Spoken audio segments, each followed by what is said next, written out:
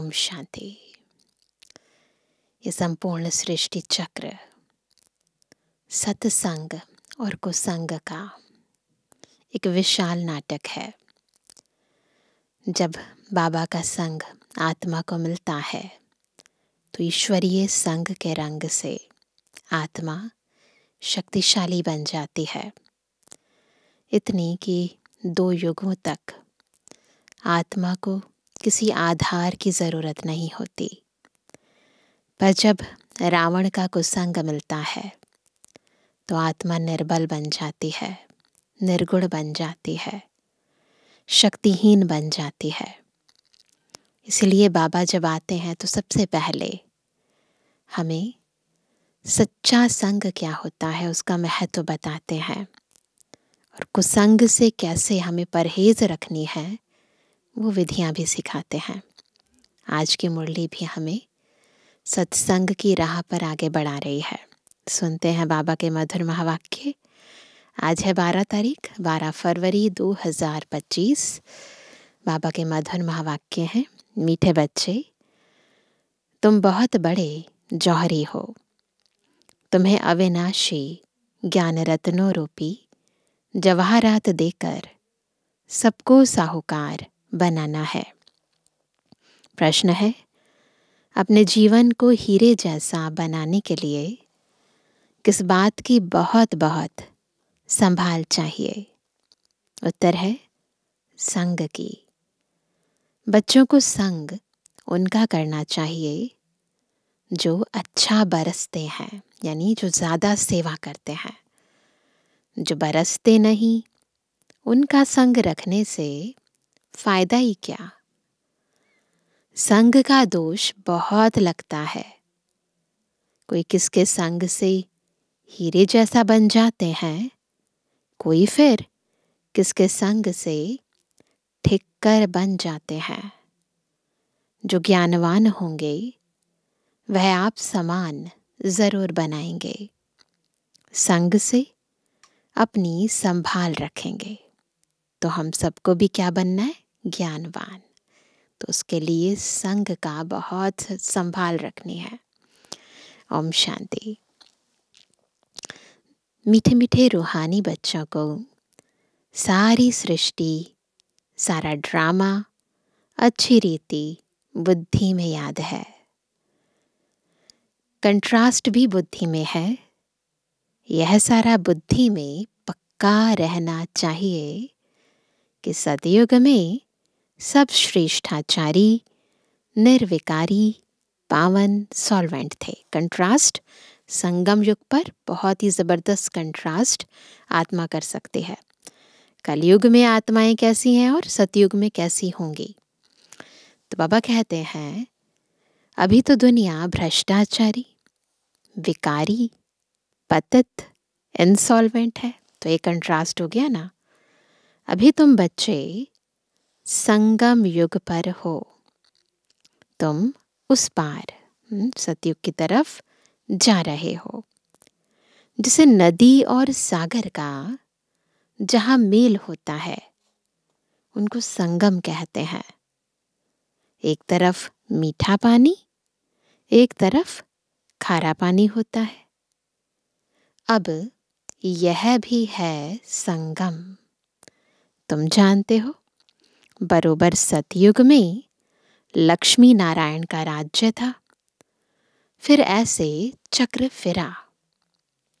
अभी है संगम। बिल्कुल सृष्टि चक्र बुद्धि में फिरता रहना चाहिए। अभी है संगम। कलयुग के अंत में सब दुखी हैं। इसको जंगल कहा जाता है।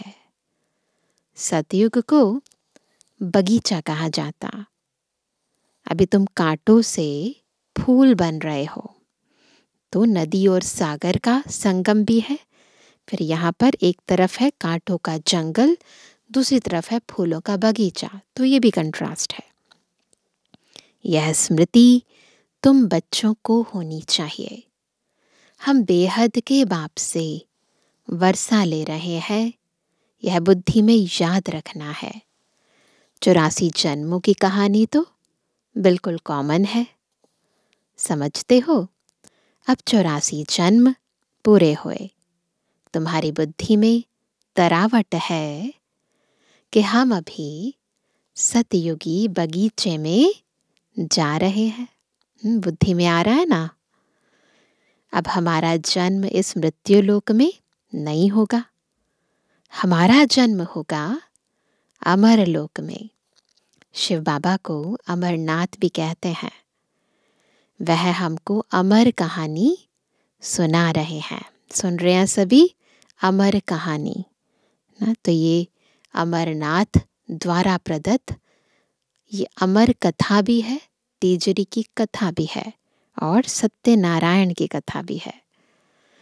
वहाँ हम शरीर में होते भी अमर रहेंगे, है ना। शरीर तो हमेशा ही विनाशी है और विनाशी ही रहेगा, लेकिन आत्मा अपनी अमरत्व की स्थिति में है या अपने आप को देह समझती है और अपने आप को मृत्यु लोक का रहवासी समझती है। तो उससे आत्मा की जड़ता और चैतन्यता में अंतर दिखाई देता है। बाबा कहते हैं अपनी खुशी से टाइम पर शरीर छोड़ेंगे। खुशी से आत्मा सतयुग में जब उसका टाइम होगा तो बॉडी को छोड़ देगी। उसको मृत्यु लोक नहीं कहा जाता। तुम किसको भी समझाएंगे तो समझेंगे बरोबर, इनमें तो पूरा ज्ञान है। सृष्टि का आदि और अंत तो है ना। छोटा बच्चा भी जवान और वृद्ध होता है, फिर अंत आ जाता है, फिर बच्चा बनता है। सृष्टि भी नई बनती, फिर क्वार्टर पुरानी, आधी पुरानी, फिर सारी पुरानी होती है, फिर नई होगी। यह सब बातें और कोई एक दो को सुना नहीं सकते। जब तक शिव बाबा ना आए और हमें सृष्टि के आदि मध्य अंत का ज्ञान ना दे, तब तक हमें भी कैसे पता चले। ऐसी चर्चा कोई कर नहीं सकते सिवाय किसके, तुम ब्राह्मणों के, और कोई को रूहानी नॉलेज मिल ना सके। ब्राह्मण वर्ण में आए तब सुने, सिर्फ ब्राह्मण ही जाने। ब्राह्मणों में भी नंबरवार है। कोई यथार्थ रीति सुना सकते हैं, कोई नहीं सुना सकते हैं, तो उन्हों को कुछ मिलता नहीं है। जौहरियों में भी देखेंगे, कोई के पास तो करोड़ों का माल रहता है, कोई के पास तो 10,000 का भी माल नहीं होगा। तुम्हारे में भी ऐसे है। जैसे देखो, यह जनक है, तो बाबा दादी जानकी जी की तरफ इशारा देते हुए कहते हैं, यह अच्छा जौहरी है, इनके पास वैल्यूएबल जवाहरात हैं, किसको देकर अच्छा साहूकार बना सकती है। कोई छोटा जौहरी है, जास्ती दे नहीं सकते, तो उनका पद भी कम हो जाता है। यहाँ हम बात कर रहे हैं ज्ञान रत्नों की, है ना। तो बाबा कहते हैं तुम सब जौहरी हो, यह अविनाशी ज्ञान रत्नों के जवाहरात हैं। ये जो हम सुन रहे हैं, यह अविनाशी ज्ञान रत्नों के जवाहरात। जिसके पास अच्छे रत्न होंगे वह साहूकार बनेंगे, औरों को भी बनाएंगे। ऐसे तो नहीं सब अच्छे जौहरी होंगे। अच्छे अच्छे जौहरी बड़े बड़े सेंटर्स पर भेज देते हैं। बड़े आदमियों को अच्छी जवाहरात दी जाती है। बड़े बड़े दुकानों पर एक्सपर्ट रहते हैं। तो बाबा बिल्कुल जो स्थूल रूप में जवाहरातों का धंधा है और ये जो सूक्ष्म जवाहरातों का, ज्ञान रत्नों का धंधा है, इनका बिल्कुल एक दूसरे के साथ समन्वय बता रहे हैं, कैसे दोनों लिंक करते हैं। तो बाबा कहते हैं, बाबा को भी कहा जाता है सौदागर रत्नागर। रत्नों का सौदा करते हैं। फिर जादूगर भी है, क्योंकि उनके पास ही दिव्य दृष्टि की चाबी है। जादू से बाबा पल भर में आत्मा को इस दुनिया से उस दुनिया में ले जाते हैं। ट्रांस मैसेंजर जाते थे, कोई नौधा भक्ति करते हैं तो उनको साक्षात्कार हो जाता है। तो ये जादू है ना बाबा का, कि कैसे बैठे हैं इस दुनिया में पर साक्षात्कार हो रहे हैं उस दुनिया के। यहाँ वह बात नहीं है। यहाँ तो अनायास घर बैठे भी बहुतों को साक्षात्कार होता है। वहाँ तो बहुत मेहनत करते हैं, भक्ति मार्ग में नौधा भक्ति करते हैं, परंतु जब बाबा के बच्चे बने तो छोटे छोटे बच्चों को भी बैठे बैठे साक्षात्कार हो जाते थे। दिन प्रतिदिन सहज होता जाएगा। कईयों को ब्रह्मा का और श्री कृष्ण का भी साक्षात्कार होता है। उनको कहते हैं ब्रह्मा के पास जाओ, जाकर उनके पास प्रिंस बनने की पढ़ाई पढ़ो। यह पवित्र प्रिंस प्रिंसेस चले आते हैं ना, प्रिंस को पवित्र भी कह सकते हैं। पवित्रता से जन्म होता है ना। पतित को भ्रष्टाचारी कहेंगे। पतित से पावन बनना है, यह बुद्धि में रहना चाहिए, जो किसको समझा भी सको। मनुष्य समझते हैं यह तो बड़े सेंसिबल हैं। बोलो हमारे पास कोई शास्त्रों आदि की नॉलेज नहीं है। यह है रूहानी नॉलेज, जो रूहानी बाप समझाते हैं। तो ये बात सबको क्लियर करके बतानी है। यह त्रिमूर्ति ब्रह्मा विष्णु शंकर, यह भी रचना है। चित्र बने हुए ना, तो उन चित्रों पर समझा सकते हैं। रचयिता एक बाप है, वह होते हैं हद के क्रिएटर। यह है बेहद का बाप, बेहद का क्रिएटर। बाप बैठकर पढ़ाते हैं, मेहनत करनी होती है। बाबा तो पूरी मेहनत करते हैं हम पर, लेकिन हमें भी खुद पर मेहनत करनी है ना। बाप गुल गुल फूल बनाते हैं। तुम हो ईश्वरीय कुल के, तुमको बाप पवित्र बनाते हैं। फिर अगर अपवित्र बनते हैं तो कुल कलंकित बनते हैं। बाप तो जानते हैं ना, फिर धर्मराज द्वारा बहुत सजा दिलाएंगे। बाप के साथ धर्मराज भी है। धर्मराज की ड्यूटी भी अभी पूरी होती है। सतयुग में तो होगी ही नहीं, फिर शुरू होती है द्वापर से। बाप बैठ कर्म अकर्म विकर्म की गति समझाते हैं। क्योंकि सतयुग त्रेता में तो हमारे कर्म ही अकर्म होते हैं, तो सजा खाने की बात ही नहीं, धर्मराज की ड्यूटी नहीं होती। जब विकर्म करने लगती है आत्मा तो विकर्मों की सजा मिलती है, फिर धर्मराज का पाठ शुरू होता है। कहते हैं ना, इसने आगे जन्म में ऐसे कर्म किए हैं जिसकी यह भोगना है। सतयुग में ऐसे नहीं कहेंगे। बुरे कर्मों का वहां नाम नहीं होता।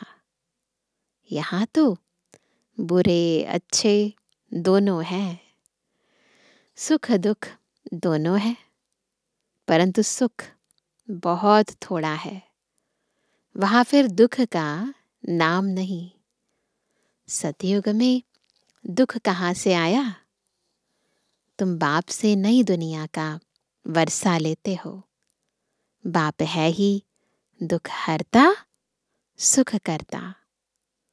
दुख कब से शुरू होता है यह भी तुम जानते हो। शास्त्रों में तो कल्प की आयु ही लंबी चौड़ी लिख दी है। अभी तुम जानते हो आधा कल्प के लिए हमारे दुख हर जाएंगे और हम सुख पाएंगे। यह सृष्टि का चक्र कैसे फिरता है, इस पर समझाना बड़ा सहज है। यह सब बातें तुम्हारे सिवाय और कोई की बुद्धि में हो न सके। लाखों वर्ष कह देने से सब बातें बुद्धि से निकल जाती हैं। अभी तुम जानते हो यह चक्र 5000 वर्ष का है। कल की बात है जबकि इन सूर्यवंशी चंद्रवंशियों का राज्य था। तो बाबा तो बेहद की दृष्टि से देखते हैं ना, तो बाबा को कल की बात लगती है। कहते भी हैं ब्राह्मणों का दिन, ना ब्रह्मा का दिन ब्रह्मा की रात, तो कल की बात हुई ना।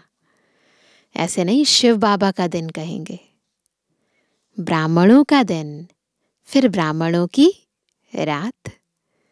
ब्राह्मण फिर भक्ति मार्ग में भी चले आते हैं। अभी है संगम, ना दिन न रात है, न सतयुग है न कलयुग है, दोनों का बीच है। तुम जानते हो हम ब्राह्मण फिर देवता बनेंगे, फिर त्रेता में क्षत्रिय बनेंगे। यह तो बुद्धि में पक्का याद कर लो।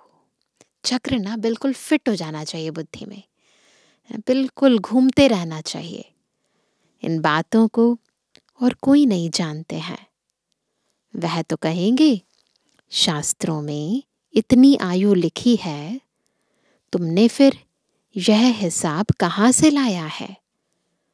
यह अनादि ड्रामा बना बनाया है, यह कोई नहीं जानते। तुम बच्चों की बुद्धि में है। क्या है? आधा कल्प है सतयुग त्रेता, फिर आधा से भक्ति शुरू होती है। वह हो जाता है त्रेता और द्वापर का संगम। जैसे ही आधा खत्म होता है तो सबसे पहले दूसरा संगम आता है, जो त्रेता और द्वापर का होता है।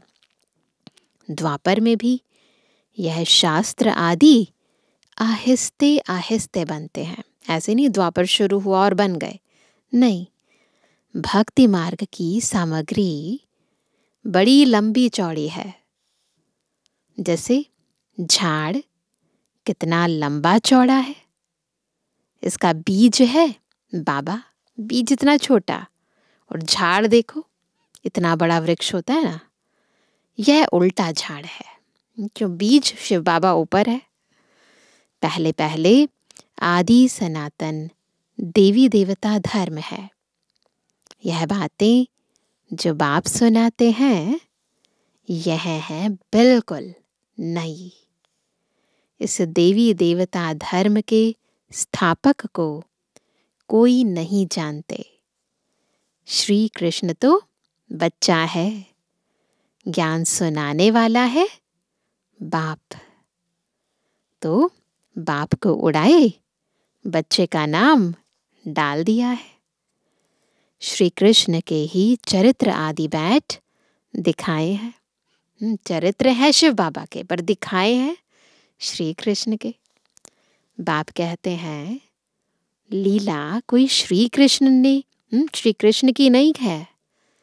जो लीलाएं दिखाते हैं ना श्री कृष्ण की, ना मथुरा में वृंदावन में, बाबा कहते हैं ये श्री कृष्ण की नहीं है, ये तो शिव बाबा की लीलाएं हैं।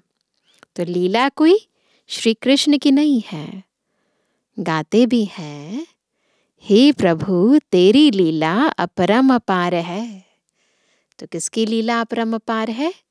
प्रभु की। और प्रभु कौन है? शिव बाबा है। लीला एक की ही होती है। शिव बाबा की महिमा बड़ी न्यारी है। वह तो है सदा पावन रहने वाला, परंतु वह पावन शरीर में तो आ ना सके, क्योंकि जब बाबा के आने का टाइम होता है तो उस समय कोई शरीर पावन होता ही नहीं है। तो इसीलिए बाबा कहते हैं उनको बुलाते ही है, पतित दुनिया को आकर पावन बनाओ। तो जब दुनिया पतित है तो बाबा को भी पतित तन ही लेना पड़ता है। तो बाप कहते हैं मुझे भी पतित दुनिया में आना पड़ता है। इनके बहुत जन्मों के अंत में आकर प्रवेश करता हूँ। वही आत्मा जो सतयुग में श्री कृष्ण की आत्मा है, उसी आत्मा के अंतिम जन्म में जब वो ब्रह्मा बाबा के तन में होती है तो उसी के तन में बाबा आकर प्रवेश करते हैं। तो बाप कहते हैं मुख्य बात अल्फ को याद करो, बाकी यह सारी है रेजगारी। ये जो विस्तार है इसको बाबा कहते हैं रेजगारी, लेकिन इम्पॉर्टेंट है बाबा की याद।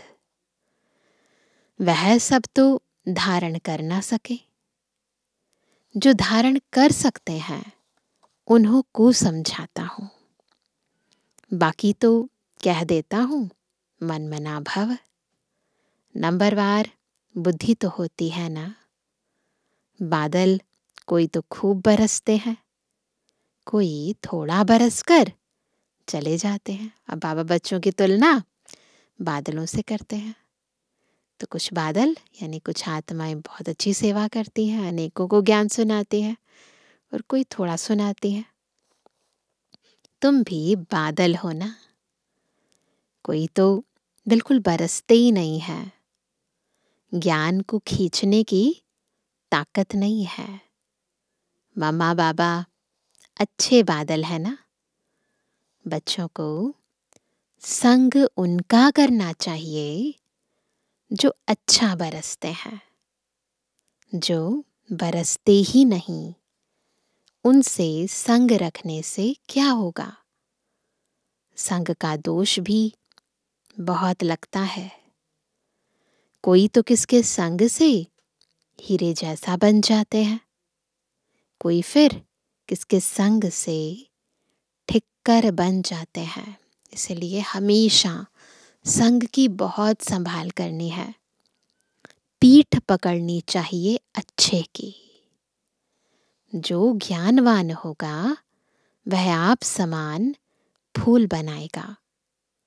सतबाप से जो ज्ञानवान और योगी बने हैं, बाबा सत्य है, बाबा के संग से जो ज्ञानवान और योगी बने हैं उनका संग करना चाहिए।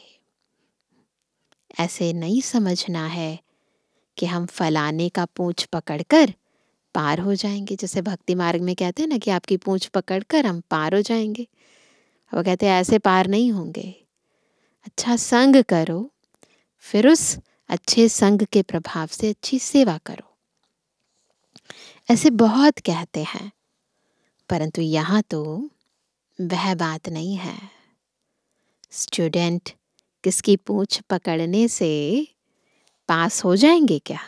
ऐसे तो नहीं होता ना, पढ़ना होता है ना, पढ़ना पड़े ना। बाप भी आकर नॉलेज देते हैं।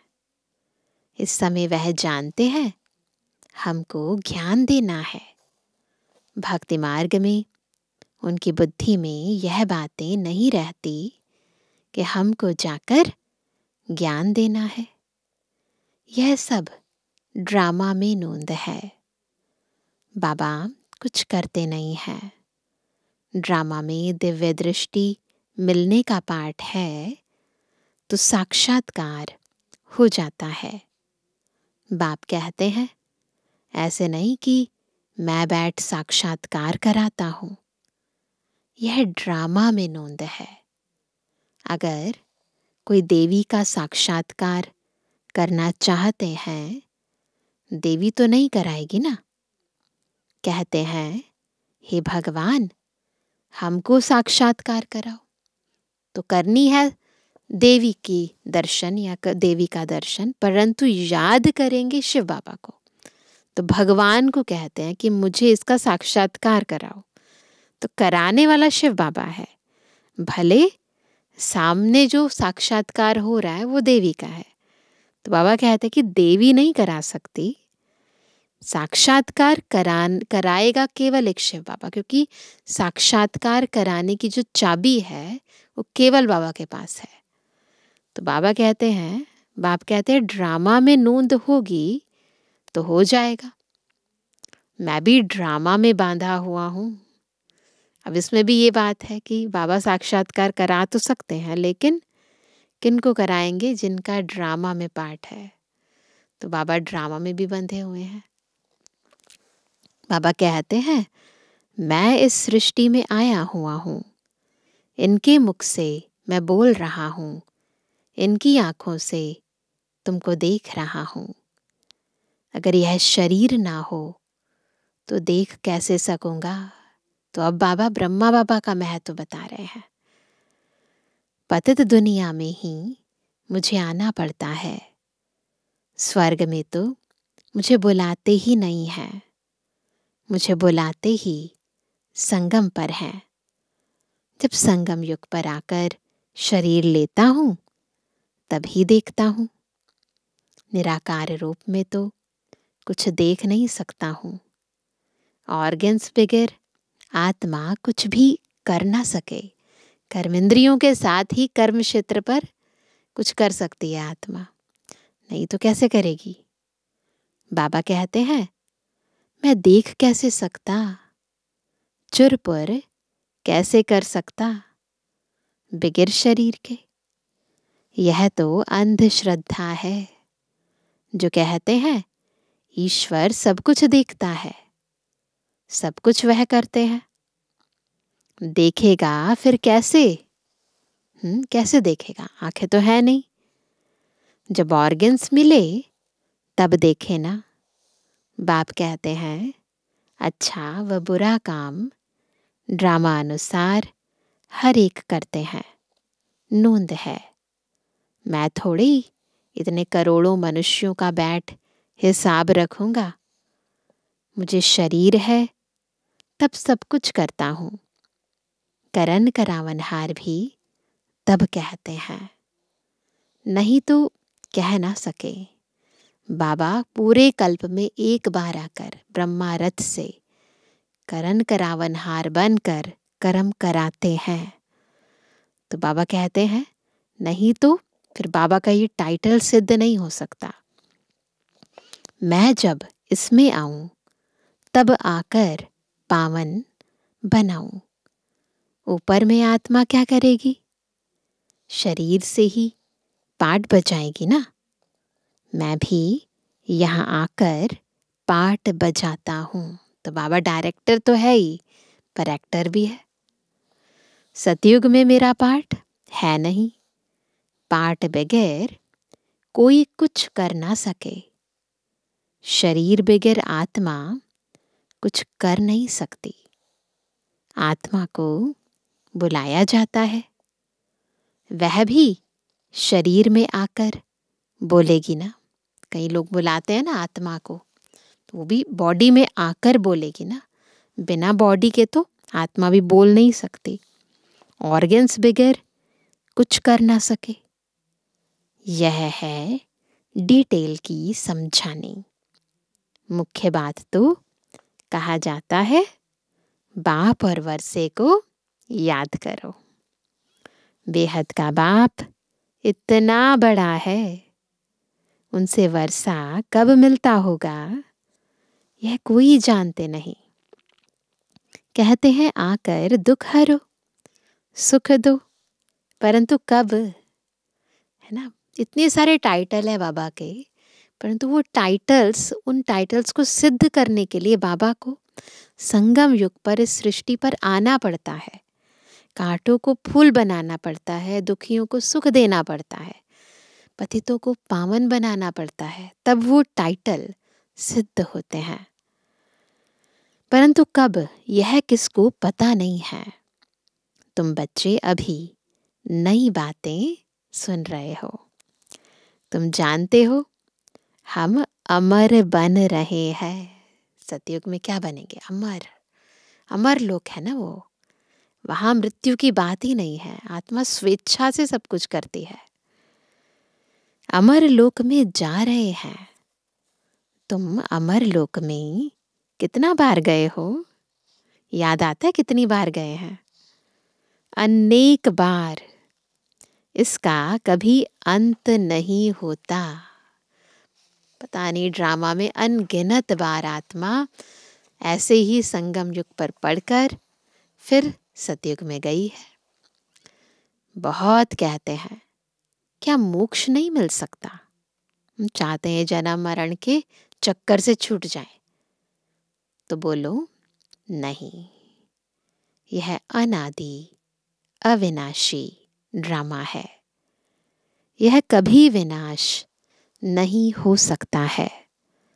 यह तो अनादि चक्र फिरता ही रहता है। तुम बच्चे इस समय सच्चे साहिब को जानते हो। तुम सन्यासी हो ना? वह फकीर नहीं, हम भी सन्यासी हैं, पर वैसे नहीं जैसे दुनिया वाले हैं। सन्यासियों को भी फकीर कहा जाता है। तुम राज ऋषि हो, सन्यासी भी हैं, बेहद का सन्यास करते हैं, राज ऋषि भी हैं, है ना। ऋषि को सन्यासी कहा जाता है। अभी फिर तुम अमीर बनते हो। भारत कितना अमीर था, अभी कैसा फकीर बन गया है। बेहद का बाप आकर बेहद का वर्षा देते हैं। फकीर से अमीर कैसे बनते हैं? जब बेहद का बाबा आते हैं और हमें बेहद का वर्षा देते हैं। गीत भी है, बाबा आप जो देते हो सो कोई दे ना सके, आप हमको विश्व का मालिक बनाते हो जिसको कोई लूट ना सके। ऐसे ऐसे गीत बनाने वाले अर्थ नहीं सोचते। तुम जानते हो वहां पार्टीशन आदि कुछ नहीं होगी, सारा विश्व ही एक ही होगा, वहां कोई डिवीजन नहीं है। यहां तो कितनी पार्टीशन है, वहां आकाश धरती सारी तुम्हारी रहती है ना। तो इतनी खुशी बच्चों को रहनी चाहिए ना, कितना कुछ मिलने वाला है ना। हमेशा समझो शिव बाबा सुनाते हैं, क्योंकि वह कभी हॉलीडे नहीं लेते, है ना। शिव बाबा सुनाते हैं, बाबा कोई हॉलीडे नहीं लेते, कभी बीमार नहीं होते, इसलिए रोज मुरली सुननी है। जब बाबा छुट्टी नहीं लेते तो हम कैसे छुट्टी ले सकते हैं। याद शिव बाबा की ही रहनी चाहिए। इनको कहा जाता है निरहंकारी। मैं यह करता हूँ, मैं यह करता हूँ, यह अहंकार नहीं आना चाहिए। सर्विस करना तो फर्ज है, इसमें अहंकार नहीं आना चाहिए। को ब्रह्मा बाबा का तन लेकर शिव बाबा इतनी सेवा करते थे, पर कभी ब्रह्मा बाबा ने नहीं कहा मैं करता हूँ, हमेशा बाबा कराता है। इसलिए बाबा हमें सिखा रहे हैं कि हमें भी कभी भी सेवा में अहंकार नहीं दिखाना है। अहंकार आया और गिरा, सर्विस करते रहो, यह है रूहानी सेवा, बाकी सब है जिस्मानी। अच्छा, हम इस मित्र शिकल दे बच्चों पर माता पिता का याद प्यार और गुड मॉर्निंग। रूहानी बच्चों की रूहानी बाप दादा को गुड मॉर्निंग, नमस्ते नमस्ते नमस्ते। धारणा के लिए मुख्य सार है, पहला, बाप जो पढ़ाते हैं उसका रिटर्न गुलगुल यानी फूल बनकर दिखाना है, मेहनत करनी है। कभी भी ईश्वरीय कुल का नाम बदनाम नहीं करना है। जो ज्ञानवान और योगी हैं उनका ही संग करना है। दूसरा, मैंपन का त्याग कर निरहंकारी बन रूहानी सेवा करनी है। इसे अपना फर्ज समझना है, अहंकार में नहीं आना है। आज का वरदान है, व्यर्थ को भी शुभ भाव और श्रेष्ठ भावना द्वारा परिवर्तन करने वाले सच्चे मर जीवा भव। कौन है सच्चे मर जीवा? जो व्यर्थ को शुभ भाव और श्रेष्ठ भावना में परिवर्तन कर दे। बाप दादा की श्रीमत है, बच्चे व्यर्थ बातें न सुनो न सुनाओ और ना सोचो। सदा शुभ भावना से सोचो, शुभ बोल बोलो, व्यर्थ को भी शुभ भाव से सुनो। क्या करेंगे? सदा शुभ भावना से सोचो, शुभ बोल बोलो, व्यर्थ को भी शुभ भाव से सुनो। ये तीनों बातें आनी चाहिए। शुभ चिंतक बन, बोल के भाव को परिवर्तन कर दो। जब अंदर दूसरे के प्रति शुभ भाव होता है ना, तो अपने आप ही वो जो बोल है उसका भाव परिवर्तन हो जाता है।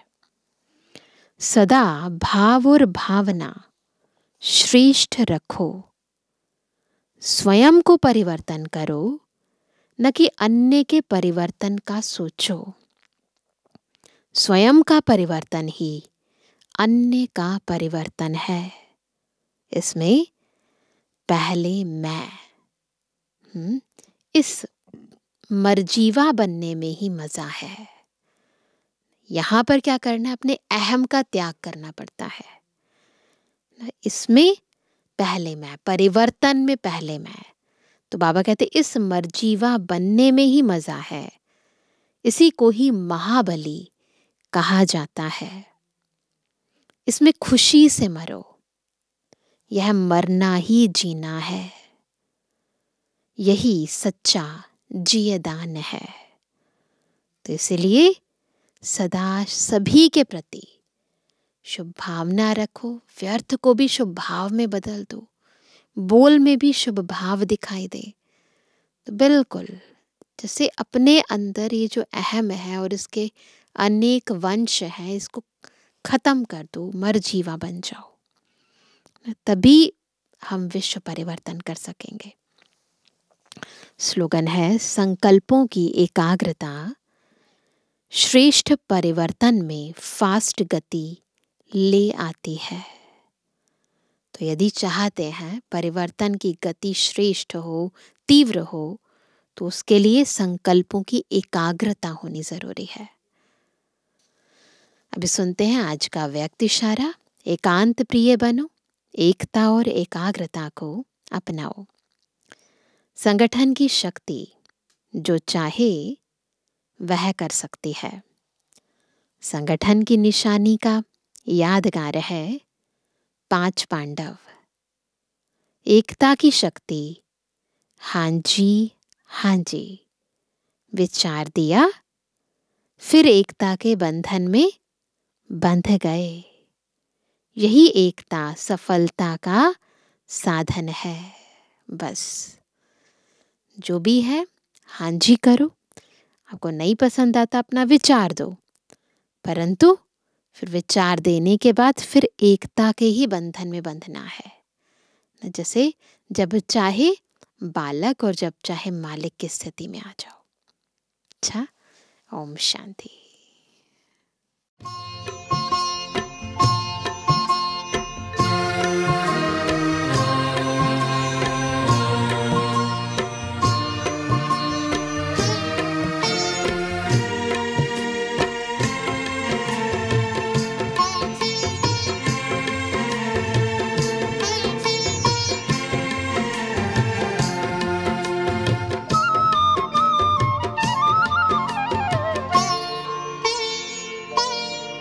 सद्भावना अपना कर दिल में सबको सुखी बनाना है, सबको सुखी बनाना है। सद्भावना अपना कर दिल में सबको सुखी बनाना है, सबको सुखी बनाना है। सबको सुखी बनाना है, अब नई संस्कृति लाना है, अब नई संस्कृति लाना है। सद्भावना अपना कर दिल में सबको सुखी बनाना है, सबको सुखी बनाना है।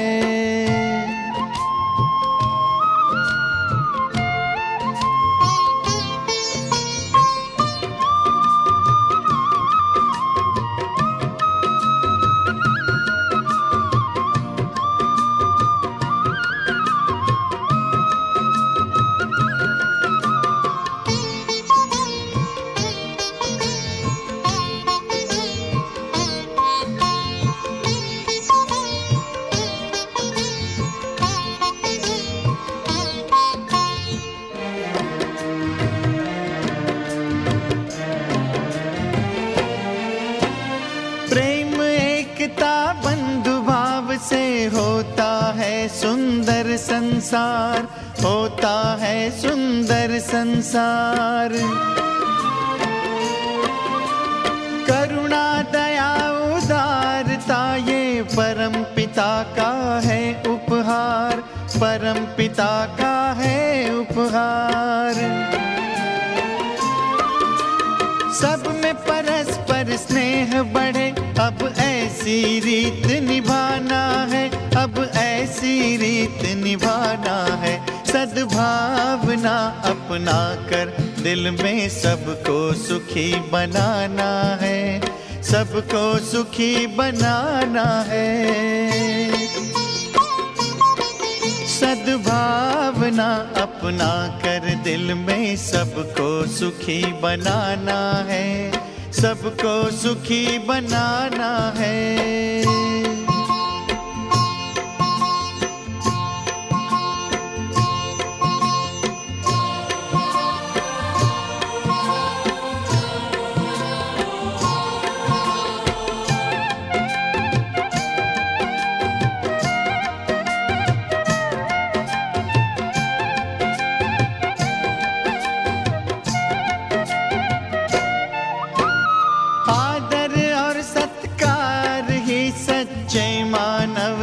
शान है, सच्चे मानव की शान है।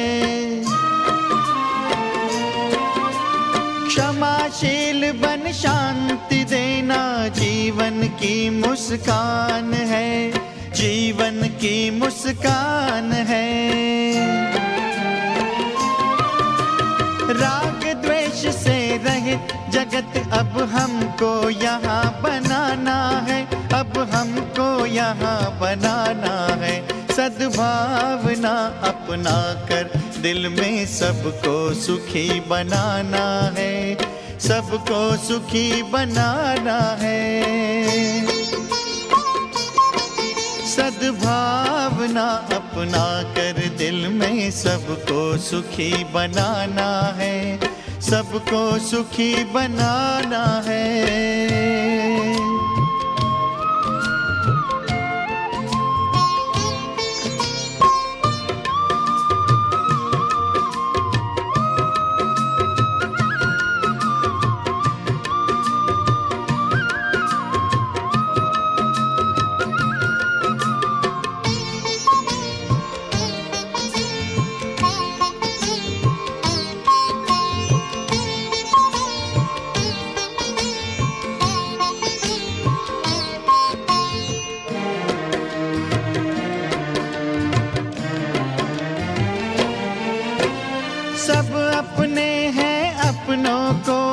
देंगे सदा शुभ भावना, देंगे सदा शुभ भावना।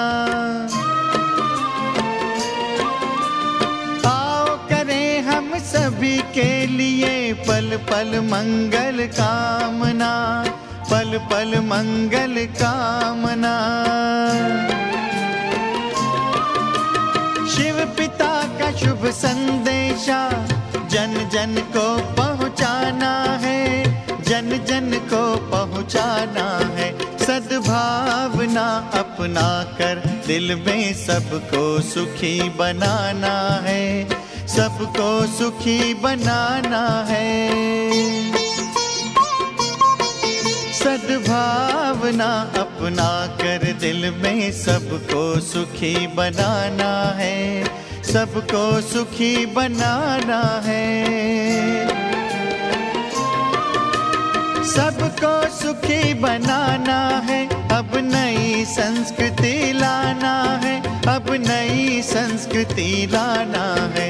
सद्भावना अपना कर दिल में सबको सुखी बनाना है, सबको सुखी बनाना है।